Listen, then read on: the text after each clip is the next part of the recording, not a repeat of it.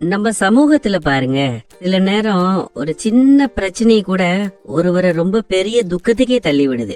ஆனா அதே சமயத்துல சில பேர் இருக்காங்க, அவர்கள் பெரிய பெரிய கஷ்டங்களையும் அமைதியா தான் சமாளிக்கிறாங்க. அவர்கள் உடைந்து போக மாட்டாங்க. அதுக்கு பதிலா அவர்கள் மனச பெருசா வளர்த்து கொள்றாங்க.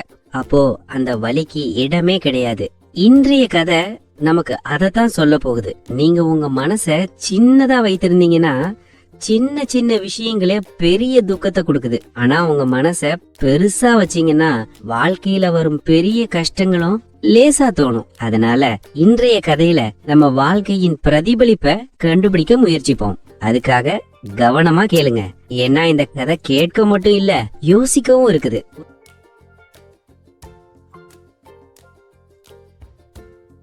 ஒரு காலத்துல அமர்னு ஒரு இளைஞன் இருந்தான். அவன் வாழ்க்கையில ரொம்பவே மகிழ்ச்சி இல்லாம இருந்தான். எப்போதும் மனசு சோகமா இருந்தான். எனக்கு எதுவுமே சரியாகவே செய்ய முடியாது என்று அவனுக்கே தோணுச்சு. ஒரு மதிய நேரத்துல அமர் தான் ஊர்ல இருக்கும் ஒரு சின்ன கஃபேக்கு போனா ஒரு டீ குடிக்க. அவனோட மனசு முழுக்க கவலையால நிரம்பி இருந்தது. வேலையே இல்ல, குடும்பம் அவன் மேல் அழுத்தம் கொடுக்குது, எதிர்காலம் பற்றியும் ரொம்ப பயமா இருந்தது. அவன் அமைதியா ஒரு மூலையில அமர்ந்து கையில டீ கப்ப பிடிச்சுக்கிட்டு இருந்தான். அடுத்த மேசையில சில பெரியவர்கள் பேசிக்கிட்டு இருந்தாங்க. அமர் கேட்கணும்னு நினைக்கல, ஆனா அவர்களோட குரல் தெளிவா கேட்குது. அப்போ அவர்களில் ஒருவர் சொன்னார், அந்த மலைக்கு பின்புறம் வாழ்ந்துகிட்டு இருக்கிற அந்த முதியவர் உங்களுக்கு தெரியுமா?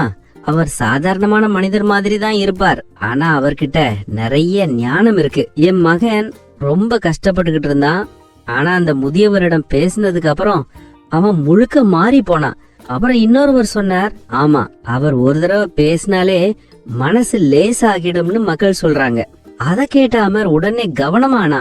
என் வாழ்க்கையும் இப்போ உடைஞ்சு போய் கிடக்கே, அவர் உண்மையிலே ஏதாவது உதவிகரமா சொல்றாருன்னா எனக்கும் கொஞ்சம் அமைதியா தோணுமோ என்று அவன் நினைத்தான். அந்த மாலை நேரம் அமர் அமைதியா நடந்து கொண்டே மலைக்கு பின்புறம் போனான்.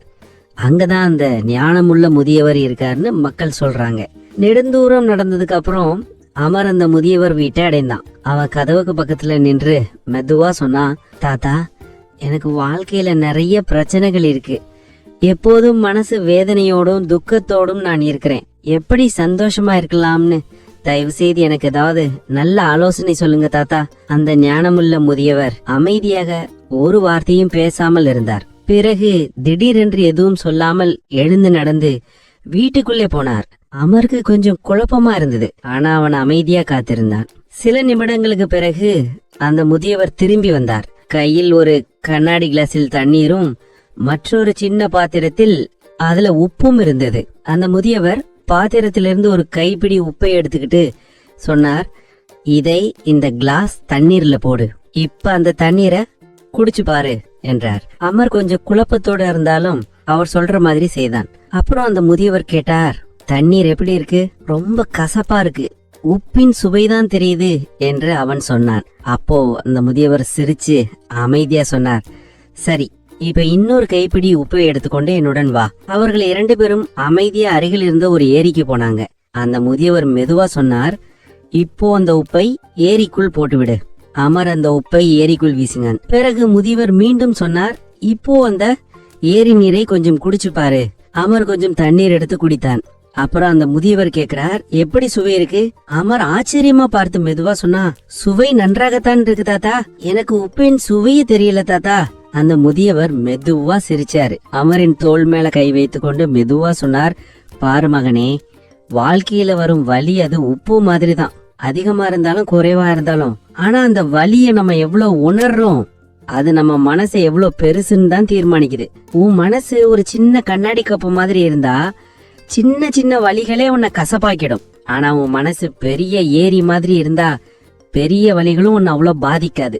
அந்த கண்ணாடி கப்பும் அந்த ஏரியும் அவை இரண்டும் பொறுமைக்கான அடையாளம். உன் பொறுமை சின்னதா இருந்தா சின்ன சின்ன பிரச்சனைகளும் பெருசா தோணும். ஆனா உன் பொறுமை பெருசா இருந்தா பெரிய பிரச்சனைகளும் உன் மனச உடைக்க முடியாது. ஒவ்வொருத்தருக்கும் வாழ்க்கையில பிரச்சனைகள் இருக்கும். இந்த உலகத்துல வலிய சந்திக்காத ஒருவனே கிடையாது. எப்படி போல சோகம் இல்லாமல் சந்தோஷத்தின் அர்த்தம் புரியாதோ, அப்படியே பிரச்சனை இல்லாமல் வாழ்க்கை பாடங்களையும் கற்றுக்கொள்ள முடியாது. ஆனா நாம் எப்போதும் நம்ம பிரச்சனைகளை பற்றி தான் யோசித்துக்கிட்டே இருந்தோம்னா வாழ்க்கை முழுக்க வலியோட நிரம்பி போயிருக்கும் மாதிரி நம்மளுக்கு தோணும். ஒரு சின்ன அளவு உப்பே ஒரு கண்ணாடி தண்ணீரை கசப்பாக்க முடியும். அதே மாதிரி உன் மனசு சின்னதா இருந்தா சின்ன சின்ன பிரச்சனைகளே உன்னை சோகத்துல மூழ்கடிச்சு விட்டுரும். வாழ்க்கையில பிரச்சனைகள் வந்தா அந்த கண்ணாடி தண்ணீர் மாதிரி சின்னதாகிடாத, அதுக்கு பதிலா ஒரு பெரிய ஏரி மாதிரி ஆகிடு. அப்போதான் நீ அமைதியும் ஆனந்தமும் நிறைந்த வாழ்க்கையை அனுபவிக்க முடியும். இந்த கதை பிடிச்சிருந்தா ஒரு லைக் கொடுக்க மறந்துடாதீங்க. இந்த கதையில இருந்து நீங்க என்ன கத்துக்கிட்டீங்கன்னு கமெண்ட்ல சொல்லுங்க. அடுத்த கதையில சந்திப்போம். கேட்டதுக்கு நன்றி நண்பா.